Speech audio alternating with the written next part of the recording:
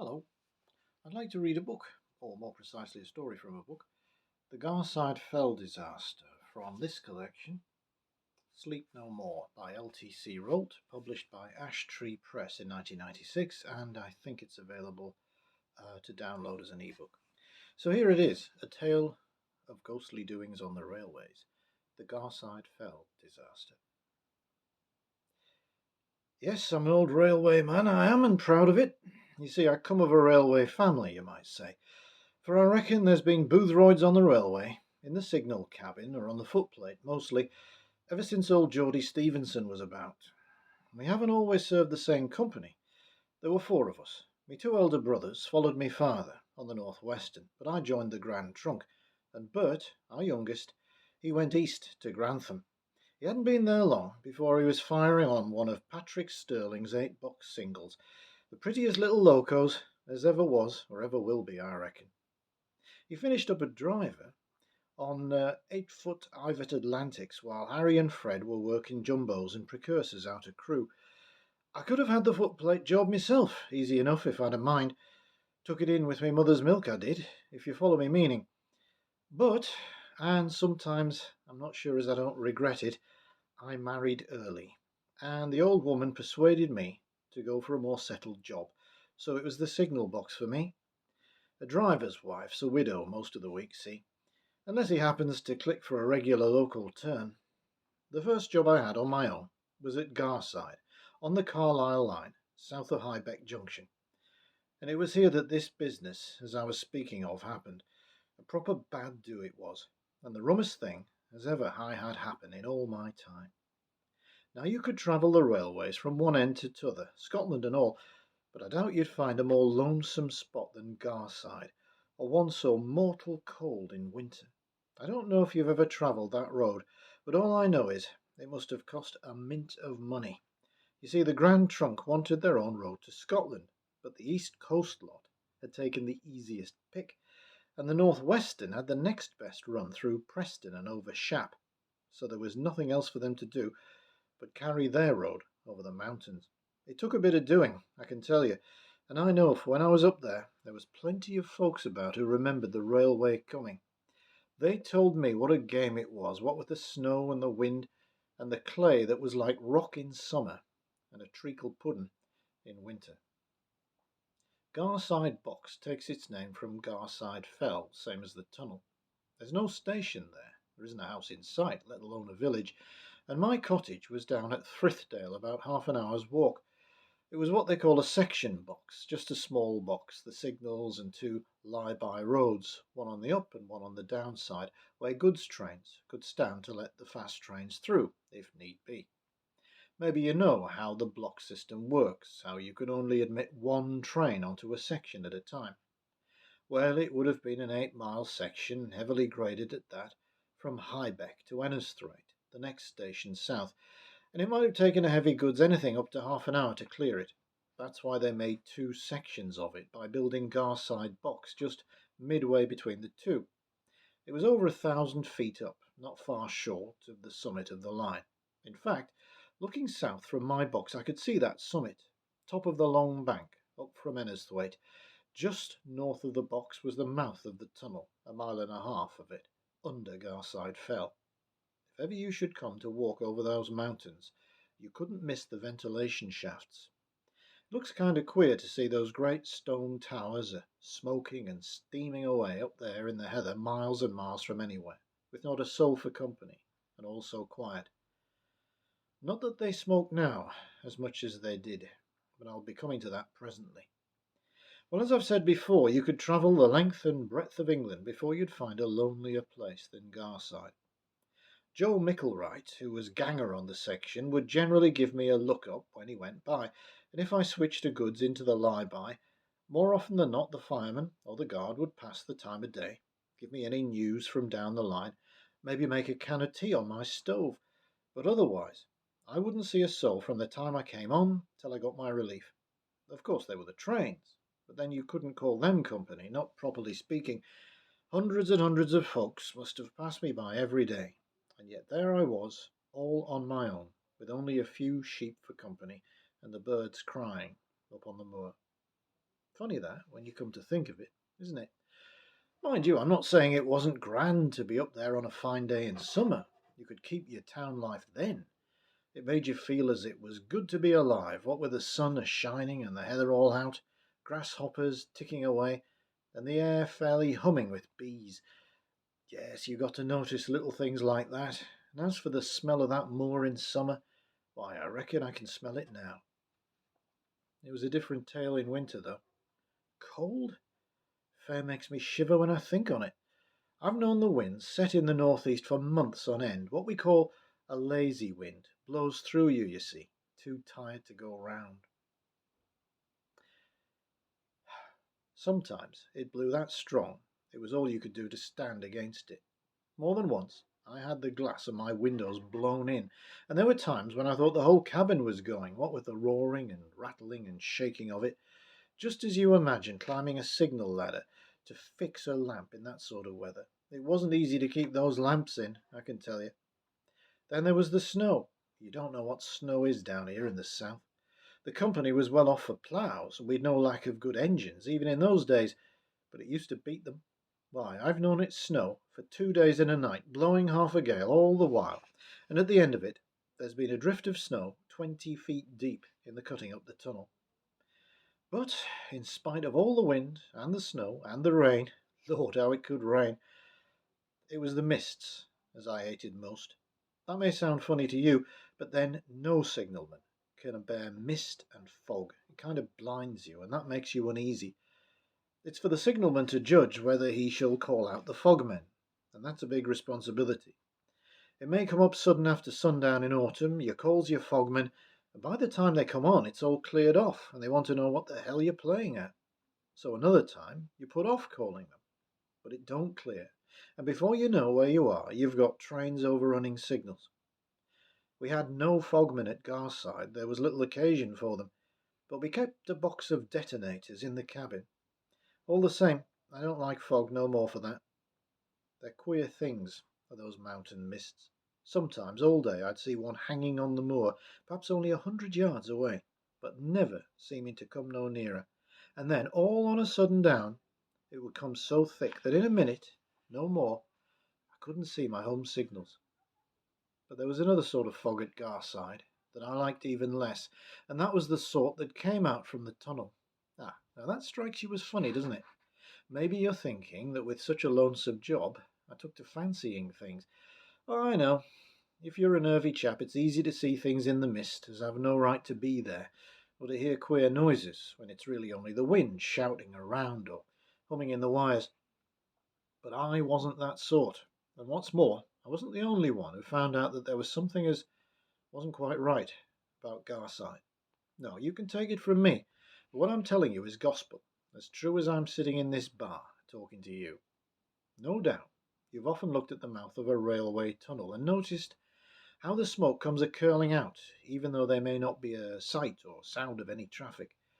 Well, the first thing I noticed about Garside Tunnel was that, for all its ventilation shafts, it was the smokiest hole I'd ever seen. Not that this struck me as queer, at least not at first. I remember, though, sooner after I came there, I was walking up from Frithdale one morning after the early turn, and saw that number 2 shaft way up on the fell was smoking like a factory chimney. That did seem a bit strange, for there was precious little traffic through on a Sunday in those days. In fact, Garside box was locked, and they worked the full 8-mile section. Still, I didn't give much thought to it, until one night, about 3 weeks later. It was almost dark, but not so dark that I couldn't just see the tunnel mouth and the whitish-looking smoke sort of oozing out of it. Now, both sections were clear, mind. The last train through had been a Class A goods, and I'd had the out of section from Highbeck South Box a good half-hour before. But believe it or not, that smoke grew more and more as I watched it. At first I thought it must be a trick of the wind blowing through the tunnel, though the air seemed still enough for once in a way. But it went on coming out thicker and thicker, till I couldn't see the tunnel itself at all, and it came up the cutting towards my box for all the world like a wall of fog. One minute there was a clear sky overhead, the next minute gone, and the smell of it was fit to choke you. Railway tunnels are smelly holes at the best of times, But that smell was different somehow, worse than anything I've ever struck. It was so thick around the box that I was thinking of looking out me fog signals when a bit of a breeze must have gone up, for all on a sudden it was gone as quick as it came. The moon was up, and there was an old tunnel plain in the moonlight, just smoking away innocent as though nothing had happened. Fair made me rub my eyes. Alf, I says to myself, you've been dreaming. But all the while I knew I hadn't. At first I thought I'd best keep it to myself, but the same thing happened 2 or 3 times in the next month or so, until one day, casual like, I mentioned it to Perce Shaw, who was my relief. He'd had it happen too, it seemed, but like me, he hadn't felt like mentioning it to anyone. Well, I says to him, it's my opinion there's something queer going on, something that's neither right nor natural, but if there's one man who should know more than we do, it's Job Micklewright. After all, I says, he walks through the blinking tunnel. Job didn't need much prompting to start him off. The very next morning it was, if I remember rightly. The old tunnel was smoking away as usual when out he comes. He climbs straight up into my box, blows out his light, and sits down by my stove warming himself, for the weather was sharp. Cold morning, I says. Aye, he says, rubbing his hands. Strikes cold it does after being in there. Why? I asks. Is it that warm inside there then, Job? Certainly looks pretty thick. Reckon you must have a job to see your way along. Job said nothing for a while, only looked at me a bit old-fashioned and went on rubbing his hands. Then he says, quiet like, I reckon you won't be seeing much more of me, Alf. That surprised me. Why? I asked. Because I've put in for a shift, he said. I've had enough of this beat. How's that, Job? I says. Don't you fancy that old tunnel? He looked up sharp at that. What makes you talk that road? He says. Have you noticed something too, then? I nodded my head and told him what I'd seen, which was little enough, really, when you come to weigh it up. But Job was all serious about it. Alf, he says, I've been a good chapel man all my life. I never touch a drop of liquor, you know that. And you know as well I wouldn't tell you the word of a lie. Well, I'm telling you, Alf, he says, as that tunnel's no fit place for a God-fearing man. What you've seen's the least of it. I know no more than you do what it may be, but there's something in there that I don't want no more truck with. Something I fear worse than the day of judgment. It's bad, and it's getting worse. That's why I'm going to flit. At first I noticed nothing funny except it was a bit on the smoky side and never seemed to clear proper. Then I found it got terrible stuffy and hot in there, especially between 2 and 3 shafts. Very dry it is in there. Not a wet patch anywhere. And one day, when I dodged into a manhole to let a train by, I found the bricks was warm. That's a rum do, I says to myself. Since then the smoke or the fog or whatever it may be has been getting thicker. And maybe it's my fancy and maybe it's not, but it strikes me that there's queer things moving about in it, things I couldn't lay name to, even if I could see them proper. And as for the heat, it's proper stifling. Why, I could take you in now, and you find as you couldn't bear your hand on the bricks around the place I know of. This last couple of 3 days has been the worst of all, for I've seen lights a moving and darting about in the smoke, mostly round the shaft openings. Only little ones, mind, but kind of flickering like flames, only they don't make no sound, and the heat in there fit to smother you. I've kept it to myself till now. Haven't even told the missus, for I thought if I let on, folks would think I was off me head. What it means, Alf, only the Lord himself knows. All I know is I've had enough. Now, I must say, in spite of what I'd seen, I took old Job's yarn with a pinch of salt myself, until a couple of nights after, and then I saw something that made me feel that maybe he was right, after all. It had just gone dark, and I was walking back home down to Frithdale, when, chancing to look round, I saw there was a light up on the fell. It was just a kind of dull glow shining on smoke, like as if the moor was afire somewhere just out of sight over the ridge. But it wasn't the time of year for heather burning. The moor was like a wet sponge, and when I looked again, I saw without much doubt that it was coming from the tunnel shafts. Mind you, I wouldn't have cared to stake my oath on it at the time. It was only faint like, but I didn't like the look of it at all. That was the night of February the 1st, 1897. I can tell you that, because it was exactly a fortnight to the night of the Garside disaster, and that's a date I shall never forget as long as I live. I can remember it all as though it were yesterday. It was a terrible, rough night, raining heavens hard, and the wind that strong over the moor you could hardly stand against it. I was on the early turn that week, so the missus and I had gone to bed about 10. The next thing I knew was her a shaking and a shaking at my shoulder and calling, "Alf, Alf, wake up, there's summat up." What with the wind roaring and rattling around, it was a job to hear yourself think. "What's up?" I asks, fuddled like. "Look out of the window," she cries out. "There's a fire up on the fell. Summat's up, I tell you." Next minute I was pulling on my clothes, for there wasn't any doubt about it this time. Out there in the dark, the tunnel shafts were flaming away like ruddy beacons. Just you try to imagine a couple of those old-fashioned iron furnaces flaring out on the top of a mountain at the back of beyond, and you'll maybe understand why the sight put the fear of God into us. I set off up to Garside box just as fast as I could go, and most of the menfolk out of the village after me, for many of them had been wakened by the noise of the storm, and those who hadn't soon got the word. I had a hurricane lamp with me, and I couldn't hardly see the box for the smoke that was blowing down the cutting from the tunnel. Inside I found Perce Shaw in a terrible taking. His hair was all singed, his face was white as that wall, and my God, oh, "You can't do nothing," was all he'd say over and over again. I got through to Ennisthwaite and Highbeck, and I found that they'd already had the section blocked from Perce. Then I set detonators on the down line just in case, and went up, off to the tunnel. But I couldn't do no good. What with the heat and the smoke, I was suffocating before I'd got 100 yards inside. By the time I'd got back to the box, I found Job Micklewhite and some of the others had come up, and they'd managed to quiet Perce enough to tell us what had happened. At midnight, it seems, he took an up goods from Highbeck South Box, and a few minutes later got the entering section.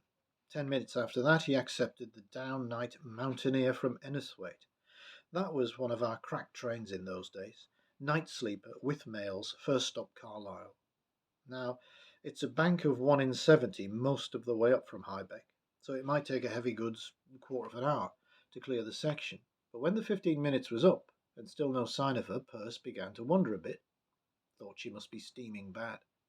Then he caught the sound of the Mountaineer beating it up the bank from Ennisthwaite well before her time, for the wind was set that road, but he didn't see no cause then to hold her up, Highbeck having accepted her. But just as he heard her top the bank and start gathering speed, a great column of smoke came driving down the cutting, and he knew there was something wrong, for there was no question of it being anything but smoke this time. Whatever was up in the tunnel, it was too late to hold up the Mountaineer. He put his home on, but she had already passed the distant, and he doubted whether her driver saw it in the smoke. The smoke must have warned him, though, for he thought he heard him shut off and put on the vacuum just as he went into the tunnel. But he was travelling very fast, and he must have been too late. He hoped that the noise he heard, distant like, was only the wind, but running as she was, she should have cleared Highbeck South Box in under 4 minutes. So when the time went by and no out of section came through, what he must have felt waiting there for that little bell to ring twice and once, he sent out the section block, both roads, and went off up the line to see what he could do. What exactly happened in that tunnel, we never shall know. We couldn't get in for 24 hours on account of the heat, and then we found both trains burnt out, and not a mortal soul alive. At the inquiry, they reckoned a spark from the goods loco must have set a train afire when she was pulling up the bank through the tunnel. The engine of the Mountaineer was derailed. They thought her driver, seeing he couldn't pull up in time, had taken the only chance and put on speed, hoping to get his train by, but that burning wreckage had fouled his road. Perce got no blame, but then we only told them what we knew and not what we thought. Perce and I, and especially Job Micklewhite, might have said a lot more than we did, but it wouldn't have done no good, and it might have done us a lot of harm. The 3 of us got moved from Garside after that. Mighty glad we were to go, too, and I've never heard anything queer about the place since. Mind you, we talked about it a lot between ourselves, and I reckon the whole thing was a sort of warning of what was going to happen. But Job, who was a local chap, born and bred, he thought different. He said that way back in the olden days, they'd had another name for Garside Fell. Holy Mountain, they called it, though to my way of thinking, unholy would have been nearer the mark. When he was a little un, it seems the old folks down in Frithdale, round about, used to tell queer tales about it. Anyway, Job had some funny idea in his head that there was something in that old mountain that should never have been disturbed, and he reckoned the fire kind of put things right again. Sort of a sacrifice, if you follow my meaning. I can't say I hold with such notions myself, but that's my tale of what the papers called the Garside Fell disaster, and you can make of it what you like.